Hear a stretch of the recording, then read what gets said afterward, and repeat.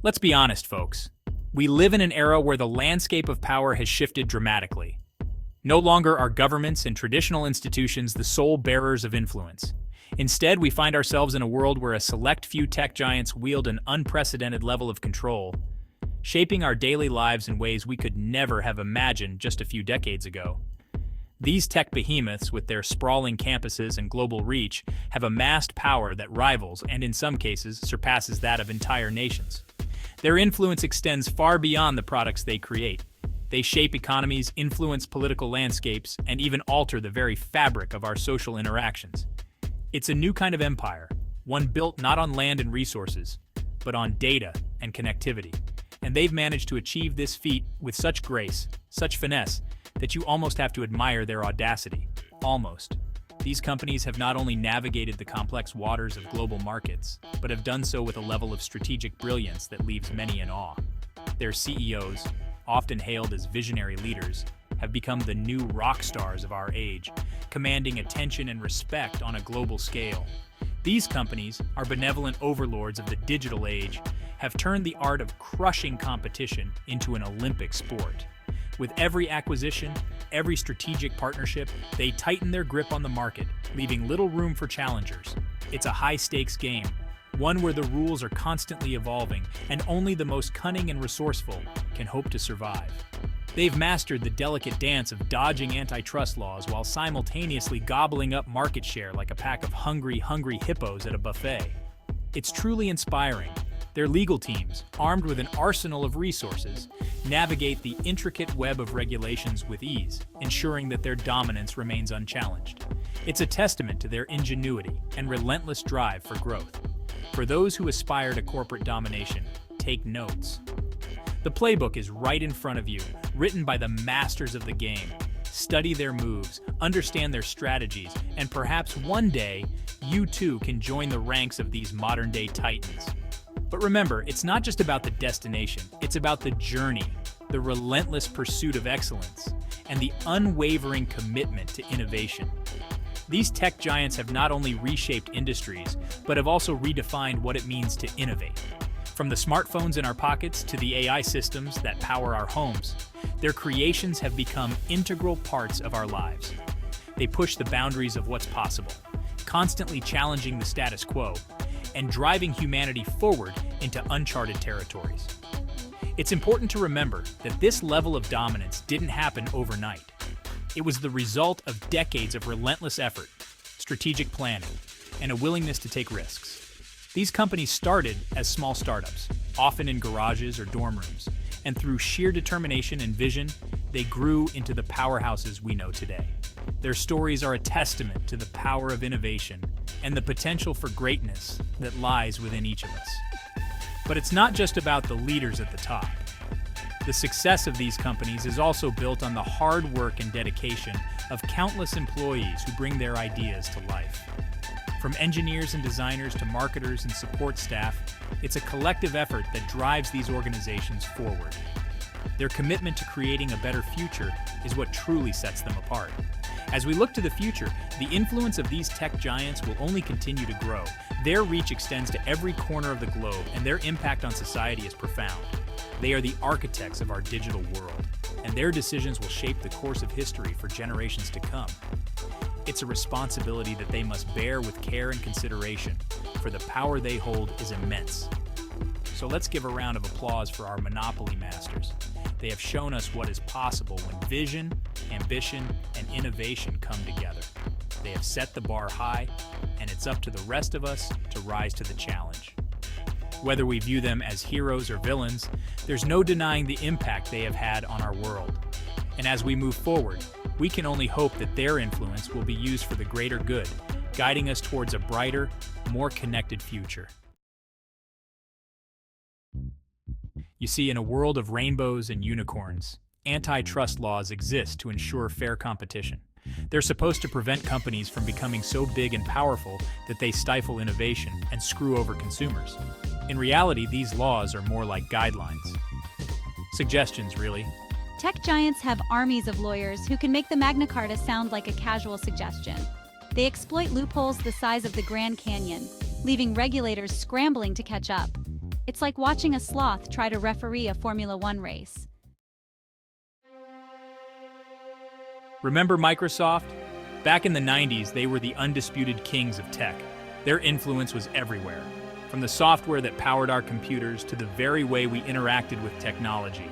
Microsoft was not just a company, it was a force of nature, shaping the digital landscape with an iron grip. Their weapon of choice? The operating system, Windows. Windows was more than just software. It was the gateway to the digital world for millions of users. It was the platform that brought personal computing to the masses, making technology accessible and user-friendly. The launch of Windows 95 was a watershed moment, a cultural phenomenon that changed the way we used computers forever. They bundled their own browser, Internet Explorer, with Windows, effectively crushing competitors like Netscape Navigator.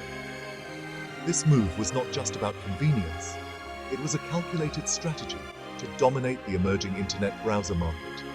By integrating Internet Explorer into Windows, Microsoft ensured that users had little reason to seek out alternative browsers, thereby stifling competition and innovation.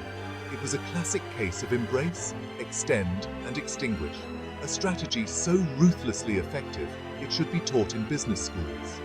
This approach involved embracing a competitor's product, extending it with proprietary features, and then extinguishing the competition by making it obsolete. It was a masterclass in corporate strategy, demonstrating how a dominant player could leverage its market position to eliminate rivals. Oh wait, it probably is. Business students around the world study Microsoft's tactics as a prime example of how to achieve and maintain market dominance. The lessons learned from Microsoft's strategies are still relevant today, offering valuable insights into the dynamics of competition and innovation in the tech industry. The ensuing legal battles were epic. The US government and several states filed antitrust lawsuits against Microsoft, accusing the company of using its monopoly power to crush competition. The courtroom drama that followed was a high-stakes showdown, with Microsoft defending its practices and the government seeking to rein in the tech giant's power. Microsoft was found guilty of violating antitrust laws, but the penalty was a slap on the wrist. Despite the guilty verdict, the consequences for Microsoft were relatively mild. The company was ordered to change its business practices, but it retained its dominant position in the market. The case highlighted the challenges of regulating powerful tech companies and the limitations of antitrust laws in addressing modern monopolies. They were ordered to play nice, which they did for about 5 minutes. Microsoft's compliance with the court's orders was short-lived, and the company continued to find ways to maintain its competitive edge. The saga of Microsoft's antitrust case serves as a cautionary tale about the complexities of regulating tech giants and the enduring impact of their business practices on the industry. Section 4, Apple. Think different, think again. Apple. The tech giant that has become synonymous with innovation, sleek design, and a cult-like following. From the very beginning, Apple has positioned itself as the company that dares to think differently, to challenge the status quo, and to push the boundaries of what technology can do. The company that convinced us to pay $1,000 for a phone because it's different. But what does different really mean in the context of Apple? Is it just about the premium price tag, or is there something more to it? Apple has always marketed its products as being unique, superior, and worth every penny. They've created a brand image that makes people feel like they're part of an exclusive club just by owning an Apple device. They've created a walled garden ecosystem so tightly controlled that once you're in, it's hard to leave. The seamless integration between devices, the continuity features, and the overall user experience are designed to keep you hooked. It's a brilliant strategy, really. By making their products work so well together, Apple ensures that once you buy one device, you're more likely to buy another, and another, until you're fully entrenched in their ecosystem. That even the slightest whiff of competition sends them into a frenzy. Apple is known for its aggressive tactics when it comes to maintaining its market dominance. Whether it's through legal battles, exclusive deals, or stringent App Store policies, Apple does whatever it takes to stay on top. They have a history of going after competitors with a vengeance, ensuring that their products remain the gold standard in the tech world. Want to sell your app on the App Store? It's not as simple as just uploading your app and waiting for the downloads to roll in.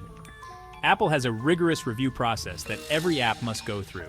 They claim it's to ensure quality and security, but it also gives them a significant amount of control over what gets published. Sure, just hand over 30% of your revenue. This so-called Apple tax has been a point of contention for many developers. They argue that it's an unfair cut, especially for smaller developers who rely on every dollar they make. But Apple stands firm, insisting that the fee is justified by the services they provide, such as app hosting, marketing, and customer support. Want to use a different payment system? Dream on. Apple strictly enforces the use of their own payment system for in-app purchases, which means they get a cut of every transaction. This has led to numerous legal battles and regulatory scrutiny, with critics arguing that it's anti-competitive and stifles innovation. Apple claims they're just protecting their users and their precious ecosystem. They argue that by controlling the payment system, they can ensure a secure and seamless experience for their users. But is that really the whole story? Or is it just a convenient excuse to maintain their lucrative revenue stream? But it's hard not to see it as a way to maintain their iron grip on the market. Apple's practices have sparked a lot of debate about the balance between user experience and market control. On one hand, their ecosystem offers unparalleled convenience and security. On the other hand, their tight control can feel stifling and monopolistic. As consumers, we're left to navigate this complex landscape, weighing the benefits of Apple's ecosystem against the potential downsides of their market dominance. So the next time you think about Apple's slogan, "Think different," maybe it's worth asking yourself, different how and at what cost? Section 5, Facebook connecting the world one monopoly at a time. And then there's Facebook. They started with the noble goal of connecting people. Now they're a data-hungry behemoth that seems hell-bent on owning every aspect of our digital lives. They've acquired potential rivals like Instagram and WhatsApp, effectively neutralizing any threat to their social media dominance. They've been accused of prioritizing profits over privacy, spreading misinformation, and generally being a bad influence on society. But hey, at least they're connecting us, right?